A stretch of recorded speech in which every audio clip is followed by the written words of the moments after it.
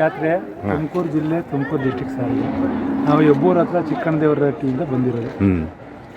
ನಾವು ಹಳ್ಳಿಕಾರ್ ತಳಿನೇ ಹೊಡ್ಕೊಂಬಂದಿರೋದು. ಎಲ್ಲ ಹಳ್ಳಿಕಾರ್ ತಳಿನೇ ನಮ್ಮ ಸಿದ್ಧಗಂಗೆ ಜಾತ್ರೆ ಬರೋದು.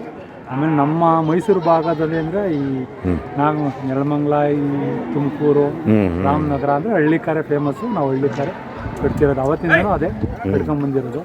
ನಾವು ಇವಾಗ 8 ಜೊತೆ ಹಳ್ಳಿಕಾರ್ ವರಿಗಳನ್ನ ಹೊಡ್ಕೊಂಬಂದಿದ್ದೀವಿ. ಕಮ್ಮಿ ಅಂದರೆ 3,30,000 ನಮ್ಮ ಹತ್ರ. ಜಾಸ್ತಿ ಅಂದರೆ 18 ಲಕ್ಷದವರೆಗೂ ಐತೆ. 2 ಹಲ್ಲು, 4 ಹಲ್ಲು, ಹಾಲಲ್ಲು, ಕಡೆ ಕಡ್ಬಿದ್ದೈತೆ 3 ಜೊತೆ ಇದ್ದಾವೆ. 6 ಹಲ್ಲು ಎಲ್ಲ ನಾವು ಊಟ ಮಾಡಿ ವರ್ಷ ಸಾಕಿ ಹೊಡ್ಕೊಂಡಿದ್ದೀವಿ ಸರ್. ಹೋದ್ ಸರಿ ಸರ್ 15,01,000 ಮಾರಿದ್ವಿ.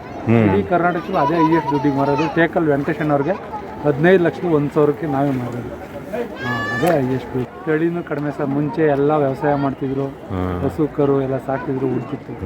ಇವಾಗ ತಳಿನೂ ಕಮ್ಮಿ ಆಗೈತೆ, ಡಿಮ್ಯಾಂಡ್ ಜಾಸ್ತಿ ಆಗೈತೆ. ಅದರಿಂದ ಒಳ್ಳೆ ದನಕ್ಕೆ ಜಾಸ್ತಿನೇ ಇದೆ. ನಮ್ಗೆ ಬೇಕು ಅಂದ್ರೆ ತರಲೇಬೇಕು. ಈಗ ನಾವು ಜಾತ್ರೆ ಮಾಡಬೇಕು ಅಂದ್ರೆ ತರಲೇಬೇಕು. ಅದಕ್ಕೋಸ್ಕರ ನಾವು ದುಡ್ಡು ಮಕ್ಕ ನೋಡಿಲ್ಲ, ಬಸವಣ್ಣ ದೇವ್ರ ಮಕ್ಕ ನೋಡಿ ತಂದು ಸಾಕ್ತಾ ಇದ್ದೀವಿ. ಪ್ರತಿ ವರ್ಷ ಅಂದರೆ ನಮ್ಮ ಹಿಂದಿಂದ ಮಾಡ್ಕೊಂಬಂದಿರೋದು ನಾವು ಬಳಸ್ಕೊಂಡು ಹೋಗ್ಬೇಕು ಅಂತ ನಾವು ಜಾತ್ರೆ ಮಾಡ್ತಾ ಇದ್ದೀವಿ. ಕಾರು ಜಾಸ್ತಿ ಕಾಣುತ್ತೆ ಸರ್ ನಮ್ಮ ಏರಿಯಾ ಫುಲ್ಲು.